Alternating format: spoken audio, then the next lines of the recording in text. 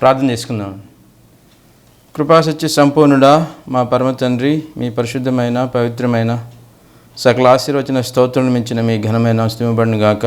అద్వితీయుడవు, సత్యదేవుడవు, మా సృష్టికర్తవు, మా రక్షణకర్తవు తండ్రి, మమ్మల్ని శాశ్వతమైన ప్రేమతో ప్రేమిస్తున్న ప్రేమ సమాధానకర్త, మీకే వందనాలు స్తుతిస్తున్నా తండ్రి.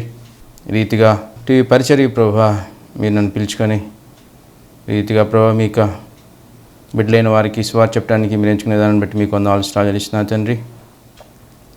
ఇప్పుడు ప్రభావ ఏ రీతిగా మీరు నన్ను మీ సేవకు పిలుచుకున్నారు, నా జీవిత సాక్ష్యం గురించి కొన్ని మాటలు మీ బిడ్డలతో పంచుకోబోతుంటుండగా మీరు నా తోడుండి నా కుడిపక్షాన్ని నుండి ప్రభావ మీరు సహాయం చేయమని, ఆ రీతిగా ఇది సాక్ష్యం ఉంటున్న వారి హృదయాల్లో మీ ఆత్మగారిని జరిగించి అనేక మంది మీరు ఆశితపరచని గొప్పని గ్రహించుంటున్నా తండ్రి. ఓ ప్రభా, ఇదిగో తండ్రి, మీ వాక్యం సజీవమైనది, జీవం కలది, బలగలను తెలియసిన రీతిగా మీ వాక్యం ద్వారా ప్రభా ఈ సాక్ష్యాన్ని మీరు దీవించి ఆశ్రయించి సమస్తమైన మహిమగంత ప్రభావం మీకే ఆరోపిస్తూ సమస్త మహిమగంత మీరే పొందమని త్వరలో రాను యేసుక్రీస్తు పరిశుద్ధమైన నామమున ప్రార్థన చేసి వేడుకుంటున్నాను తండ్రి, ఆమేన్. ప్రియమైన ప్రార్థనా టీవీ వీక్షకులకు ప్రభువైన యేసుక్రీస్తు నామమున వందనములు. ఈ రీతిగా మీ ముందుకు రావడానికి ముఖ్య ఉద్దేశం ఏంటంటే, యేసుక్రీస్తు వారు నా జీవితంలో చేసిన మేలు గురించి, ఏ రీతిగా నన్ను తన సేవ పిలుచుకున్నాడు అని, ఏ రీతి నేను మినిస్ట్రీ స్టార్ట్ చేశాను, జీవగల దేవుని పరిచయం మినిస్ట్రీ స్టార్ట్ చేశాను, ఆ మినిస్ట్రీకి ఎలా నన్ను దేవుడు పిలుచుకున్నాడు, తల్లి గర్భంలో పుట్టిన మొదలుకొని ఎలా నన్ను ప్రత్యేకపరిచారు, ఈ జీవితం నా జీవిత విశేషాలన్నీ మీతో పంచుకోవాలని ముందుకు వచ్చాను. అంత మాత్రమే కాదు, కానీ సర్వాధికారి అయిన దేవుడు తన అనాదికాల సంకల్పం చొప్పున నన్ను ఎంచుకొని తన పరిచర్యకు నన్ను పిలిచారు. ఆ పరిచర్యకు జీవము గల దేవుని పరిచర్యలు అనే పేరు కూడా పెట్టడం జరిగింది. ఏ రీతిగా నన్ను దేవుడు ఆ సేవకు పిలుచుకున్నాడో ఆ సాక్ష్యాన్ని మీతో పంచుకోవాలని ఆశపడుతున్నాను. మొట్టమొదటిగా మనం చూసినట్లయితే రోమీయులకు రాసిన పత్రిక 10వ అధ్యాయము 13వ వచనంలో ఈ మాట ఉన్నది. ఎందుకనగా ప్రభువు నామమును బట్టి ప్రార్థన చేయవాడెవడో వాడు రక్షింపబడుననుంది. ప్రభు నామన, ప్రభు అంటే ఎవరు? బైబిల్ చెప్తుంది యేసుక్రీస్తు అందరికీ ప్రభు అని బైబిల్ తెలియజేస్తుంది అన్నమాట. ఈ ప్రభువు నామన ప్రార్థన చేయాలంటే విశ్వసింపని వానికి ఎట్లు ప్రార్థన చేయుదురు అంటే, ప్రభువుని నామని ప్రార్థన చేయాలంటే వాళ్ళు విశ్వసించలేదు కదా, ప్రభువుని ఎలా ప్రార్థన చేస్తారని ప్రశ్న ఉంది. విశ్వసించాలంటే వినాలి కదా, వినని వారికి ఎలా విశ్వసిస్తారు అనే ప్రశ్న ఉంది. వినాలంటే ప్రకటించాలి కదా, ప్రకటించేవాడు లేకుండా వారు ఇట్లు విందురని కూడా ప్రశ్న ఉంది. ప్రకటించేవారు వినాలంటే, మనుషులు లేదా ప్రజలు వినాలంటే, లోకంలో ఉన్న ప్రజలు వినాలంటే ప్రకటించేవారు పంపబడని ఎలా ఎట్లు ప్రకటించుదురు అని ప్రశ్న ఉంది. ఇందు విషయమై ఉత్తమమైన వాటిని గూర్చిన సువార్త ప్రకటించే వారి పాదములు ఎంతో సుందరమైనవని వ్రాయబడి ఉన్నదన్నమాట.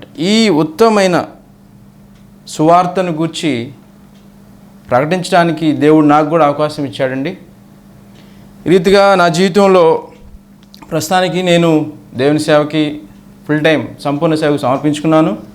సేవకు నేను వచ్చింది 2019 ఏప్రిల్ 2న నేను చేసిన ప్రైవేట్ జాబ్కి రిజైన్ చేసి దేవుడు పిలుపు మేర నేను దేవుని సేవకు వచ్చానండి. నేను చేసిన ప్రైవేట్ జాబ్ ఏంటంటే VR Siddhartha engineering college, Kanuru, విజయవాడలో బందర్ రోడ్లో ఉంటుందండి. విజయవాడకి 2012 జూన్లో ఇక్కడ జాయిన్ అయ్యానండి. నేనైతే బాప్తీసం తీసుకుంది మాత్రం 2009 డిసెంబర్ 26వ తారీఖున బాప్తీసం తీసుకున్నాను. ఈ 10 సంవత్సరాలు 2019 డిసెంబర్ 26 సేవకు వచ్చిన తర్వాత ప్రతిష్ట అభిషేకం జరిగిందండి. ఈ 10 సంవత్సరాల్లో దేవుడు నన్ను బలపరిచి దేవుడు తన సేవ పిలుచుకున్నారు. ఇంతకుముందు కూడా జీవితం మొదటి దగ్గర నుంచి, పుట్టిన దగ్గర నుంచి, బాల్య దశ నుంచి, యవన దశ నుంచి ప్రస్తుతానికి ఎలా చేశారో, దేవుడు పరిచర్యకి ఎలా నన్ను పిలుచుకున్నారో అది మీతో పంచుకోవాలని ఆశ కలిగి ఉన్నాను. నేను క్లుప్తంగా చెప్పదలుచుకుంటే, నా జీవితాన్ని ఇప్పటికి నాకు 39 ఇయర్స్ వయసు అండి. మొదటి 20 ఇయర్స్లో దేవుని ఎరగకుండా మామూలుగానే లోకస్తులాగానే లోకాన్ని ప్రేమిస్తూ ఈ లోకమే శాశ్వతం అనుకుని, దేహమే శాశ్వతం అనుకుని లోకంలో 20 సంవత్సరాలు జీవించానండి. అప్పటికి బాపట్ల ఇంజనీరింగ్ కాలేజీలో బీటెక్ ఫైనల్ ఇయర్ 20 ఇయర్స్ అయిపోతుందండి. అప్పుడు నాకు ఆరోగ్యం బాగోలేక, అంటే నేను చేసిన పాపాన్ని బట్టి నేను శాపను అనుభవిస్తున్నప్పుడు, నాకు ఆరోగ్యం బాగోలేనప్పుడు, ఆరోగ్యం బాలేని పరిస్థితుల్లో ఉన్నప్పుడు నేను బీటెక్ని కంటిన్యూ చేయలేకపోయాను. బీటెక్ ఎగ్జామ్లో, లాస్ట్ ఇయర్ ఎగ్జామ్లో కూడా ఒక సబ్జెక్టు పోయింది. ఆ సబ్జెక్టు తర్వాత రాసిన తర్వాత ఇన్స్టెంట్లో రాసి తర్వాత నేను 4 ఇయర్స్లో ఫస్ట్ క్లాస్ రావడం జరిగింది. ఇంజనీరింగ్ ఒకటే కాదండి, యాక్చువల్గా దేవుడు నా జీవితంలో ఎన్నో మేలు చేశారు. కేవలం ఆయన కృప. ఎలా అంటే ఇంజనీరింగ్ అనేది ఇంగ్లీష్ మీడియం ఉంటుంది. ఇంగ్లీష్ మీడియం అంటే ఫస్ట్ నుంచి ఇంగ్లీష్ మీడియం కాదండి. ఇంకా చెప్పాలంటే మా తల్లిదండ్రులు కానీ, మా నాన్న సైడ్ కానీ, మా అమ్మ సైడ్ కానీ ఎక్కువ చదువుకున్నవారు కానీ, ఉద్యోగం చేసేవాళ్ళు ఎవరు లేరండి. కానీ దేవుని కృప నాకు సహాయం అయ్యి ఇంజనీరింగ్ చదవడానికి దేవుడు సహాయం చేశాడండి. ఇంజనీరింగ్ అంటే ఇంగ్లీష్ మీడియం ఉంటుంది, మీకు అందరికీ తెలుసు. ఎలక్ట్రానిక్స్ అండ్ కమ్యూనికేషన్ ఇంజనీరింగ్ అనే బ్రాంచ్లో నేను ఇంజనీరింగ్ చేశానండి. ఇంజనీరింగ్ రాకముందు ఇంటర్మీడియట్ తెలుగు మీడియమే, 10th వరకు తెలుగు మీడియమే.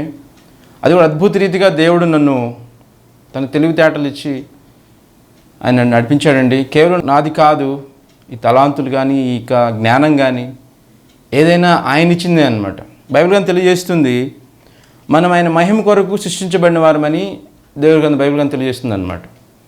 కాబట్టి ఈ లోకంలో మన మహిమ వెతుక్కుంటూ, మన ఇష్టానుసారంగా జీవిస్తూ లోకంలో మనం జీవిస్తున్నప్పుడు దేవుడు తను ఎంతగానో నొచ్చుకునేవాడు ఉన్నారండి.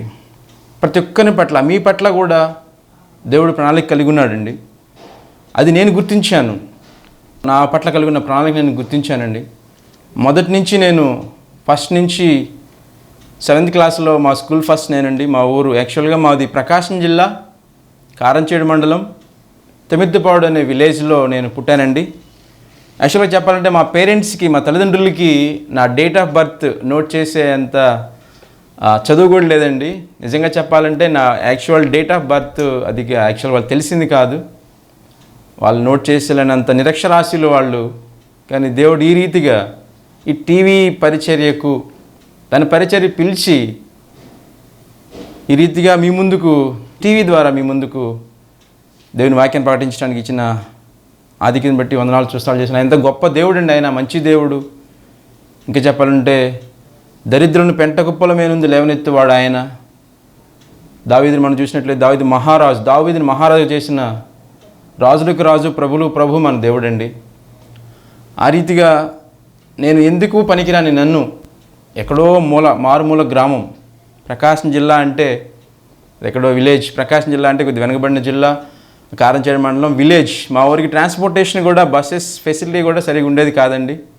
అలాంటిది 3 times నేను ఢిల్లీ వెళ్ళానండి. ఎందుకంటే నా ఎడ్యుకేషన్ నిమిత్తం, PhDs నిమిత్తం కూడా ఢిల్లీ దాటి హర్యానా, ఉత్తరాఖండ్ ఒకసారి, పంజాబ్ రోపార్కి వెళ్ళాల్సి వచ్చింది. ఢిల్లీకి కూడా ఒకసారి వెళ్ళాను. 3 times నేను ఢిల్లీ వరకు వెళ్ళానండి. మనకి లోకల్ నాడు ఉంటుంది కదా, గల్లీలో ఉన్నవారు ఢిల్లీ వరకని. అది దేవుడు ఈ రీతిగా నన్ను హెచ్చించాడండి. కేవలం అంత కృప, ఆయన కృపే. కేవలం ఆయన మహిమ కొరకే నన్ను ఈ విధంగా చేశారండి. అదంతా మీతో చెప్పాలని నేను ఇష్టపడుతున్నానండి. ఎందుకంటే దేవుడు అందరి పట్ల ఉపకారి అయినాడండి. అందరినీ ఆయన ప్రేమించే దేవుడుగా ఉన్నాడు. ఆయన క్షమించటకు సిద్ధమైన మనసు గల దేవుడుగా ఉన్నాడు. నేను చేసిన నా పాపం ద్వారా నేను సంపాదించిన శాపాన్ని అంతా కొట్టివేసి నా జీవితాన్ని నూతనంగా మార్చి అనేక మందికి ఆశ్చర్యకరంగా ఉంచడానికి ఉత్తమమైన సువార్త, యేసుక్రీస్తు వారి సువార్త, యేసుక్రీస్తు వారు గురించిన వార్తకు మించిన వార్త ఈ లోకంలో ఏదీ లేదండి. ఏది చూసినా మనకి ఆదరణ రాదండి.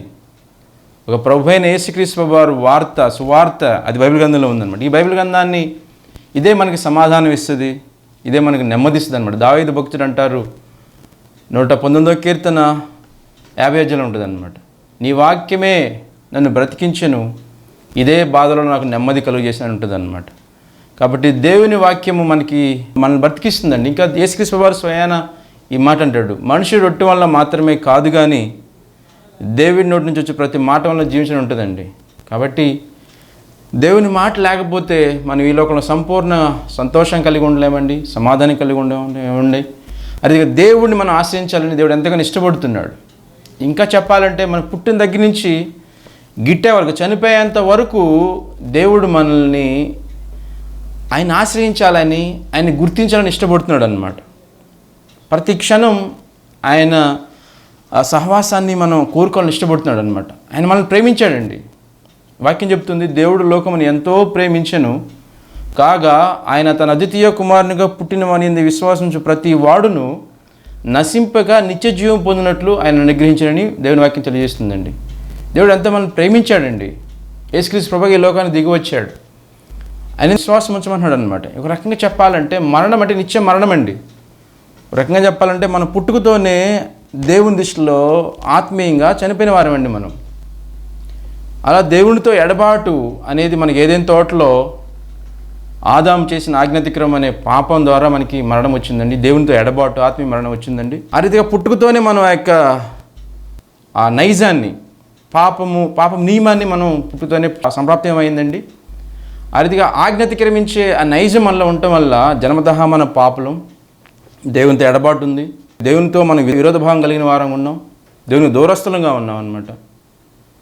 ఆ రీతిగా దేవుని దూరస్థమైన మనల్ని దేవునికి విరోధభావంతో మనం ఇష్టానుసారంగా మనం జీవిస్తూ దేవునికి దూరంగా ఉన్న మనల్ని మరణం ఉంది కదా, శారీరక మరణంతో పాపంలో ఉండి చనిపోతే ఇక నిత్య నాశనం అని దేవుడు ఎరిగినవాడై ఆ నిత్య నాశనం నుంచి తప్పించడానికి యేసుక్రీస్తు ప్రభువు ఈ లోకానికి వచ్చారండి. అందుకే రోమీయులకు రాసిన పత్రిక 6:23 ఈ మాట ఉంటుందండి. ఎలయనగా పాపం వల్ల ఉచిత మరణం, అయితే దేవుని కృపావరం మన ప్రభు అయిన క్రీస్తు యేసునందు నిత్య జీవం ఉంటుంది అన్నమాట. నిత్యము జీవించే అవకాశాన్ని దేవుడు మనకి ఇస్తున్నాడండి. చెప్పాలంటే పాపంలో పుట్టిన మనం పాపంలోనే జీవిస్తూ పాపంలోనే చనిపోతే శాశ్వతముగా నరకాగ్ని ఆ పాతాళ లోకానికి వెళ్ళిపోతామని బైబిల్ తెలియజేస్తుందండి. తప్పించడానికి ఆ రెండో మరణాన్ని తప్పించడానికి యేసుక్రీస్తు ప్రభువారు ఈ లోకానికి వచ్చారండి. ఆ సత్యాన్ని నేను తెలుసుకున్నానండి. నేను చేసిన నా జీవితంలో నా యొక్క బ్రతుకును బట్టి, నా జీవితంలో సంభవించిన ఆ పరిస్థితులను బట్టి దేవుడు నాకు దొరికాడండి.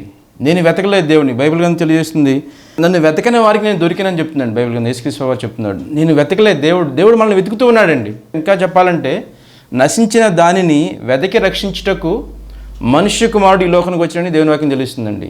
నేను నశించిపోయి ఉన్నావు దేవుని దృష్టిలో. ఎఫెసీయులకు రాసిన పత్రిక 2:1 ఉంటుందండి, మీరు మీ పాపముల చేతను అపరాధముల చేతను చచ్చిన వారై ఉండగా ఆయన మిమ్మల్ని క్రీస్తు కూడా బ్రతికించడని ఉంటుందండి. క్రీస్తు కూడా ఎందుకు బ్రతికించాడంటే మన పాపముల నిమిత్తం. అదే రోమీయులకు రాసిన పత్రిక 4:25 ఉంటుందండి. ఆయన మన అపరాధ నిమిత్తం అప్పగింపబడి మనల్ని నీతిమంతులుగా తీర్చబడడానికి తిరిగి లేపడని రాయబడిందండి. ఆయన మన కోసం చనిపోయాడు. మన పాపాన్నంతా, నా పాపాన్ని నీ పాపాన్నే కాదండి, సర్వలోకంలో ఉన్న ప్రతి ఒక్క మనిషి పాపాన్ని ఆయన శిలువలో భరించాడండి. యేసుక్రీస్తు ఒక్కలే దేవుడు పాపిని సెపరేట్ చేసి పాపానికే శిక్ష విధించి పాపిని రక్షించిన దేవుడండి. నువ్వు చేసిన, నేను చేసిన పాపాన్ని, సర్వలోకంలో మనుషులందరూ చేసిన పాపాన్ని, చేసిన వారి పాపాన్ని, చేయవారి పాపాలన్నింటినీ ఆయన శరీరధారిగా మనకి రాస్తారు. రోమీయులకు రాసిన పత్రిక 8:3-4 కలిసి ఉంటాయండి.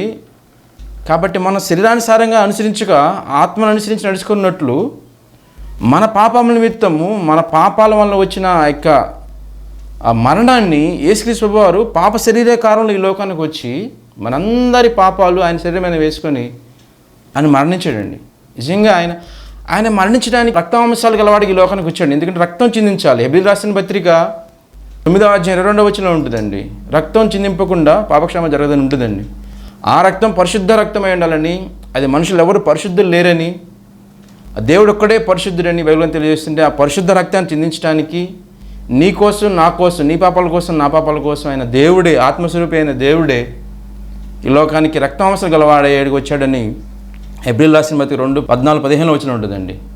కాబట్టి ఆ పిల్లలు రక్తమాంస గలవారైనందున మరణ బలం గలవారిని అనగా అపవాదిని మరణం ద్వారా నశింపు చేయుటకు జీవితకాలం అంతా దాస్యంలోకి లోబడిన మరణం వినిపించడానికి ఆయన కూడా రక్తమాంసంలో పాల్వాడయ్యాడండి. ఆయన తిరిగి లేచాడండి. యేసుక్రీస్తు ప్రభువారు తిరిగి లేచారు. ఆ శాపాన్ని ఆయన మనతో లేపాడు. ఆయనతో మనం విశ్వసించినట్లయితే మన పాపాలు, నేను పాపిని ప్రభువా నా పాపాలు క్షమించని యేసుక్రీస్తు ప్రభువారిని విశ్వసించి 1 యోహాను 1:9 ఉంటుంది, మన పాపాలు మనం ఒప్పుకొని ఎడలా ఆయన నమ్మదగిన వాడు నీతిమంతుడు కనుక ఆయన మన పాపాలను క్షమించి సమస్త దుర్నీతి నుండి మనల్ని పవిత్రంగా చేస్తాను దేవుని వాక్యం తెలియజేస్తుందండి. దేవుడు ఇదే అంటున్నాడండి. అది నేను గ్రహించానండి. గ్రహించి ఉత్తమమైన సువార్త ఇదే, నిత్య జీవాన్ని ఇచ్చే సువార్త ఇదే, ఈ బైబిల్ తెలియజేస్తుంది ఈ ఉన్న భూమి ఉన్న ఆకాశం గతించిపోతాయి, కొత్త భూమి కొత్త ఆకాశం వస్తుందని బైబిల్ తెలియజేస్తుందండి. యేసుక్రీస్తు వారు నమ్మి పాప క్షమాపణ పొంది యేసుక్రీస్తు వారు నా బదులుగా చనిపోయారు, నాకు బదులుగా శిలువలో మరణించారు, నా పాపాల కోసం మరణించారు, ఆయన సమాచారపడి తిరిగి లేచారని విశ్వసించిన వారిని యేసుక్రీస్తు వారు రక్తం విశ్వసించిన వారిని నీతిమంతులుగా పరిశుద్ధులుగా దేవుడు పరిగణిస్తున్నాడండి. అలా నీతిమంతులుగా పరిశుద్ధులుగా ఉండి యేసుక్రీస్తు నందుండి మృతి నొందితే వారి ధన్యులని బైబిల్ తెలియజేస్తుందండి. అంత మాత్రం కాదు, యేసుక్రీస్తు వారు రెండో రాకడ ఉంది. యేసుక్రీస్తు వారు సువార్త చెప్పడానికే నన్ను ప్రత్యేకపరిచాడండి. లోకం నుంచి నేను సెపరేట్ అయ్యాను. ఆ సువార్త నా జీవితం నాకు ముందు ఎంతోమంది సేవకులు చేశారండి, సేవ చేశారు. బైబిల్ తెలియజేస్తుంది కోత విస్తారముగా ఉంది, పనివారు కొద్దిమందిగా ఉన్నారు. కోతకు పనివారిని పంపమని కోత యజమాని ఏడుగుమని యేసుక్రీస్తు వారే చెప్పారు, తన శిష్యులతో చెప్పారు. ఇప్పుడు నేను శిష్యునిగా దేవుని కోసం వచ్చానని సువార్త ప్రకటించడానికి. యేసుక్రీస్తు వారు దేవుడుగా ఉన్నాడు, ఆయన పరిశుద్ధుడిగా ఉన్నాడు. పరలోక రాజ్యంలో పరిశుద్ధుడు నిత్యము దూతగణంతో కొనియాడబడుతున్న దేవుడు కన్యక మరియ గర్భాన పరిశుద్ధుడిగా జన్మించాడండి. పరిశుద్ధ జీవితాన్ని జీవించాడండి. ఇది కేవలం మానవులకి సాధ్యం కాదండి, పాపం లేకుండా జీవించటం.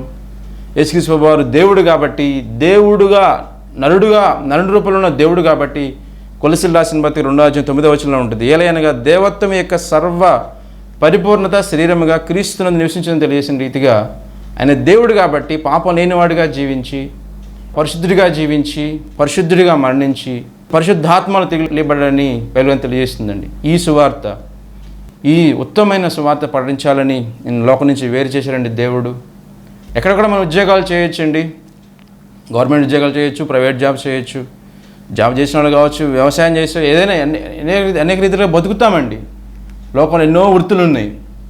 సామెత ఉంది కదా మనకి, కోటి విద్యలు కూటి కరికని ఉందండి, ఈ లోకం బ్రతటానికేనండి. కానీ బైబిల్ తెలియజేస్తుంది సత్యం ఏంటంటే మనందరం పాపులమని తెలియజేస్తుందండి. ఆ పాప నుంచి మనకి విమోచన కలిగించాలని, నిరీక్షణ కలిగించాలని, ఈ లోకంలో అసమాధానంగా ఇబ్బందుల్లో అనేక రకమైన పరిస్థితుల్లో జీవిస్తున్న మనల్ని విడిపించడానికి క్షేమకరమైన సంతోషకరమైన జీవితాలని, నిరీక్షణ, పరలోక రాజ్యం మనం వెళ్తాం, దేవుడితో యుగయుగాలు జీవించే రాజ్యం మనం ఉంటాం, పరలోక రాజ్యం ఉంది, అదే బైబిల్ గ్రంథంలో ఉందండి. అవన్నీ తెలియపరచడానికి యేసుక్రీస్తు వారు మీ ముందుకు నన్ను ఇలా పంపించారండి. ఇంకా మనం చూసినట్లయితే ఇంతకుముందు మనం చెప్పినట్టు యేసుక్రీస్తు వారు రెండో రాకడ ఉంది. మొదటి రాకడలో వచ్చి ఆయన శిలువ శ్రమలు పొంది మరణించి తిరిగి లేచి మన పాపాల కోసం మరణించి సమాచారం తిరిగి లేచాడండి. రెండో రాకడ ఉంది. ఆ రెండో రాకడ ఎంతో సమీపంగా ఉందండి. కాబట్టి యేసుక్రీస్తు వారు వచ్చిన తర్వాత ఒకవేళ బ్రతికుంటే రెప్పపాటు మహిమ శరీరం దాల్చుతారని, చనిపోయిన యేసుక్రీస్తు వారి నుండి మృతి పొందిన వారు తిరిగి లేపబడతారని, లేచిన తర్వాత ఒక గొప్ప సంగతి ఏంటంటే 1000 ఏళ్ళు ఇక్కడ పరిపాలిస్తారని బైబిల్ గ్రంథం తెలియజేస్తున్నారు. ప్రకటన గ్రంథంలో ఉంటుంది. 1000 ఏళ్ళు ఇక్కడ పరిపాలిస్తారని, యేసుక్రీస్తుతో పాటు ఇక్కడ 1000 ఏళ్ళు పరిపాలిస్తారని. ఒక్కసారి ఆలోచించండి. ఈ లోకంలో మనకు 100 సంవత్సరాలు బతకడానికి ఎంతో ఇబ్బంది పడి ఎంతో కష్టపడుతూ ఉంటాం. 60 years 70 years ఆరోగ్యంగా బతుకుతాం. 60 సంవత్సరాలు 70 సంవత్సరాలు దాటిన తర్వాత మన జీవితం చూసినట్టు ఆయాసము, ఎన్నో ఇబ్బందులు ఉంటాయి అన్నమాట. కానీ ఒక్కసారి మీరు ఆలోచించండి, దేవుని నమ్ముకున్న వారికి, దేవుని యందు విశ్వాసం ఉంచి క్రీస్తునందు మృతులైన వారు ధనులని రాయబడిన ప్రకారము యేసుక్రీస్తు వారు వచ్చిన తర్వాత ఆయన లేపుతాడని తెలియజేస్తున్నాడు. పునరుద్ధానం లేపుతాడంటున్నాడు. 1000 సంవత్సరాలు కొత్త భూమి కొత్త ఆకాశం వస్తుందండి. 1000 సంవత్సరాలు ఆయనతో పాటు ఇక్కడ రాజ్యం చేస్తామని ఉంది. ఇది అయిపోయిన తర్వాత యుగయుగాలు ఆయనతో జీవిస్తామని బైబిల్ తెలియజేస్తుందండి. ఇవన్నీ గొప్ప సంగతులు. ఈ ఉత్తమమైన సువార్త, దేవుని గురించిన సువార్త చెప్పండి. యేసుక్రీస్తు వారు నిజమైన దేవుడు అండి. అది నేను తెలుసుకున్నాను, నా జీవితం అనుభవిస్తున్నాను. అది మీకు చెప్పాలని దేవుడు, నేను ఎంతగానో ఉద్యోగం సిద్ధార్థ కాలేజీలో ఇంతకుముందు చెప్పినట్టు సిద్ధార్థ కాలేజీలో జాబ్ చేస్తున్నప్పుడు ఆ కాలేజీలో ఉన్న పరిస్థితులను బట్టి నేను దేవుని మహిమార్థమై అప్పుడు నేను రక్షణ పొంది ఉన్నాను. దేవుని వాక్యానుసారంగా ప్రార్థన చేస్తూ దేవుని వాక్యం చదువుకుంటూ ఉంటున్న భక్తిలో జీవిస్తున్నప్పుడు నేను ఇప్పటికి 4 times బైబిల్ చదివానండి. 5th time బైబిల్ చదువుతున్నాను. ఆ దేవుని వాక్యం నా మీద ప్రభావం చూపించిందండి. దేవుడు వాక్యం నన్ను మార్చేసింది. ఈ లోకపరమైన ఇంజనీరింగ్ బుక్స్ కానీ, ఈ లోక రకమైన సైంటిఫిక్ టెక్నాలజికల్ బుక్స్ కానీ నాకు నిత్యజీవాన్ని ఇవ్వని, కానీ నా కుటుంబం కోసం నేను ఎంతో ప్రయాసపడుతూ ఉండేవాడిని.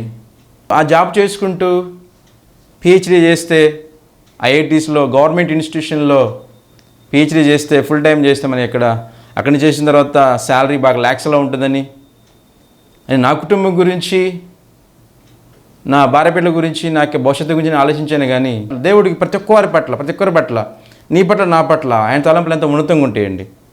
మన ఆలోచనలు జరగవండి. మనం ఆలోచిస్తే దేవుని వాక్యం తెలియవలసింది ఏంటంటే, ఆకాశం భూమికి ఎంత ఎత్తుగా ఉన్నదో మన ఎల్ల ఆయనకున్న తలం అంత ఎత్తుగా ఉన్నారంటున్నారండి. ఆ రీతిగా దేవుడితో నేను గడిపానండి. దేవుడితో ప్రార్థనాపూర్వకంగా బిల్లీ గ్రాహం గారు అనే అమెరికా పాస్టర్ చెప్పిన ఇంగ్లీష్ మెసేజెస్ నిజంగా చెప్పాలంటే మా బంధువులు, మా రక్త సంబంధాలు కానీ తల్లిదండ్రులు కానీ ఎవరు చదువుకోవాలని చెప్పాను కదండి. ఆ స్థితిలో నన్ను చదివించి అమెరికా పాస్టర్ గారు బిల్లీ గ్రాహం గారు, ఇంటర్నేషనల్ ఎవాంజలిస్ట్ అనే ఆ బిల్లీ గ్రాహం గారి మెసేజ్ని వినే ఆ ఇంగ్లీష్ని అర్థం చేసుకునే క్యాపబిలిటీస్, ఆ వాక్యం ద్వారా నేను పట్టబడతానని నేను ఎప్పుడు అనుకోలేదండి. కేవలం ఆ యొక్క ఇంగ్లీష్ మెసేజ్ ద్వారా నేను దేవుళ్ళలోకి వచ్చానండి. ఆ రీతిగా ఆయనలాగా నేను సేవ చేయాలనుకున్నప్పుడు దేవుడు నాతో మాట్లాడాడండి. ఈ రీతిగా ఈ లోక జాబులన్నీ, ఈ లోక పనులన్నీ, వృత్తులన్నీ మానేసి జాబ్ని తీసేసి లాస్ట్ ఇయర్ 2019 ఏప్రిల్ 2న దేవుని ఫుల్ టైంకి సేవకు వచ్చానండి. ఈ రీతిగా ఈ బైబిల్ ఒక్కటే నిజమైన సత్యమైన గ్రంథమని నా యొక్క ఈలోక టెక్నాలజికల్ బుక్స్ అన్ని వదిలిపెట్టానండి. ఎందుకంటే దేవుని వాక్యం చదువుతున్నప్పుడే నాకు నెమ్మది వచ్చేది, సమాధానం వచ్చేదండి. దేవుడు ఎంతగా అంతకుముందు పిలిచాడు, ఓన్ ద మినిస్ట్రీ, సొంతం చేసుకునే మినిస్ట్రీ అని పిలిచాడండి. ఇంకా మాట్లాడాడు, ఎందుకు జాబ్ మానేసేయాలని అన్నప్పుడు మా కొలీగ్ ఒక మేడము ఉపవాసం ప్రార్థన చేయమన్నప్పుడు, నేను ఉపవాసం ప్రార్థన చేసినప్పుడు మార్చ్ 16th దేవుని మరమైన క్రీస్తు గురించి తెలుసుకున్నానండి.